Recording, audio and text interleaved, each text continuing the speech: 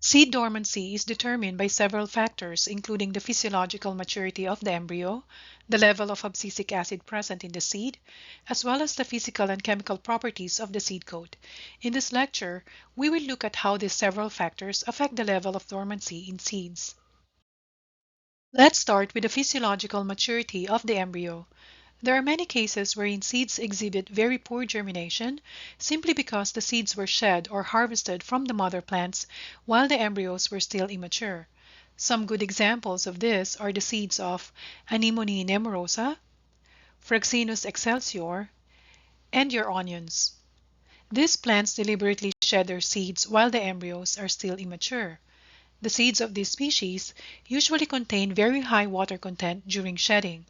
Once they are shed from the mother plant, they continue their development in the soil or in storage in case of onion and acquire competency to germinate under favorable temperatures. The level of the plant hormone abscisic acid or ABA is also a big factor that determines dormancy in seeds.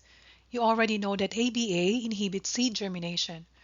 Seeds of most species are dormant because of the accumulation of abscisic acid during the early and mid phases of seed maturation.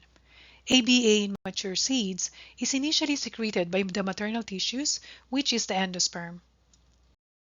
This slide illustrates the level of ABA and GA in dormant and non-dormant seeds of barley after variable time points of water uptake or hydration. In this panel, the green line indicates the level of ABA in dormant seeds, while the orange line indicates ABA content in after-ripened seeds after 0 to 30 hours of water uptake, as indicated by the numbers here in the x-axis.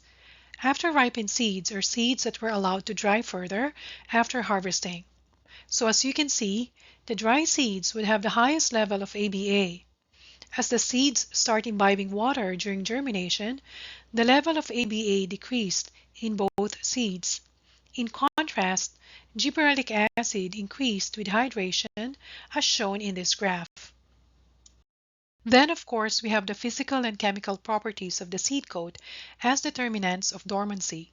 The seed coat is a protective structure that surrounds the whole seed.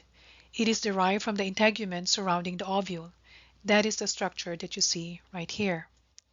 The various physical and chemical attributes of the seed coat can make it impermeable and prevent water and gas entry into the seed. This impermeability lends dormancy to seeds.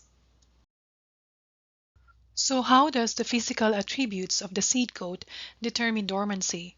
Number one, the seed coat can mechanically restrain the enlarging embryo after water imbibition. This slide illustrates how the seed coat can prevent seeds from germinating. Panels A and B here show seeds of Arabidopsis without the seed coat but with the alurone layer intact. The alurone layer is a thin membrane that forms part of the seed coat, encapsulating the seed. As you can see, if the alurone layer remains intact, the seed cannot germinate. Compare these seeds in the seed here in panel C. In this panel, we can see an Arabidopsis seed without the seed coat and without the alurone layer. Without the physical restrictions imposed by the seed coat and alurone layer, we can see the seed germinating as indicated by the expanding cotyledon right here and radicle right here. This slide also illustrates the effects of seed coat on seed dormancy. Panels D, E, F, and G are seeds with varying levels of dormancy. D is non-dormant, E is moderately dormant, and F and G are highly dormant. Under normal conditions, we can expect seeds in panel D to germinate because it is not dormant. We might be able to see germination in seeds in panel E, but not as much as that in panel D. And F and G will not germinate for several months even when soaked in water. But in these panels, we can see the germination of all the sets of seeds after the removal of the seed coat and the alurone layer. This shows how the seed coat can restrain a seed physically from germinating. Aside from physically restraining the seed from germinating, the seed coat can also prevent the removal of germination inhibitors such as ABA and protein inhibitors from leaching. If these inhibitors are not leached out of the seed, then the seed will not germinate. Pore spaces in the seed coat may also capture water that can prevent the ready movement of gases to the embryo. Aside from the pore spaces, the epidermal cells in the seed coat of some species are mucilaginous and swell when wetted. This also prevents diffusion of oxygen towards the embryo. Besides physical properties, seed coats have chemical composition that can affect seed dormancy. Seed coats are composed of one to many layers of dead cells. These layers can contain phenolic compounds such as polyphenols, tannins, and proanthocyanidins. Some seeds, like those of your legumes, have heavy deposits of suberin, lignin, and cuticle in integuments. What are the functions of the polyphenolic compounds? This would just be a review of our lesson on the chemical composition of seeds. Aside from giving the red color to seeds, phenolic compounds protect the seeds from herbivores and pathogens. They also filter out harmful shortwave light to protect the seeds from mutations. In the context of dormancy, phenolic compounds provide impermeability to the seed coat. This impermeability prevents water or oxygen from getting into the seed, thereby contributing to dormancy. Like the phenolics, other chemical deposits in the seed coat also aid in maintaining dormancy in seeds. Lignins, tannins, and pectic substances, for example, make the seed coat very hard, preventing water and air to enter and degrade the seed.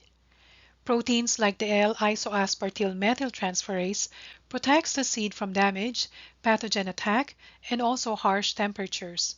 Lotus seeds contain heavy deposits of lignins, tannins, and pectic substances, making them impermeable to water. Seeds that exhibit water impermeability are called hard seeds. Other examples of hard seeds are alfalfa, crimson clover, and faba beans. All these seeds exhibit water impermeability. Suberin is another chemical composition that effectively limits water penetration to the seed. Seeds of the great northern bean has heavy deposits not only of suberin but also lignin and cuticle. Aside from the chemical composition, the seeds also have mucilaginous layer beneath the cuticle that covers the hilum, making the seed impermeable to water. Together, these features of the seed prevent water from entering the seed and consequently provide dormancy. Apple seeds have a unique chemical composition that gives them dormancy. These include a combination of peroxidases, phenolic compounds, and cyanide. Peroxidases in the seed coat reduce the availability of oxygen to the embryo. The phenolics are oxidized to quinones by enzymatic reactions. At higher temperatures, the oxidation of the phenolics is faster, thus reducing the rate of oxygen diffusion into the embryo. And then we have cyanide. Cyanide inhibits germination by negatively affecting respiration. In summary, dormancy in seeds is a function of the physiological properties of the seed, particularly the embryo, and the physical and chemical properties of the seed coat. The physiological maturity of the seed and its ABA content are endogenous determinants of seed dormancy. The physical and chemical attributes of the seed coat determine the dormancy of seeds by inhibiting the access of seeds to environmental requirements for germination, such as water and oxygen.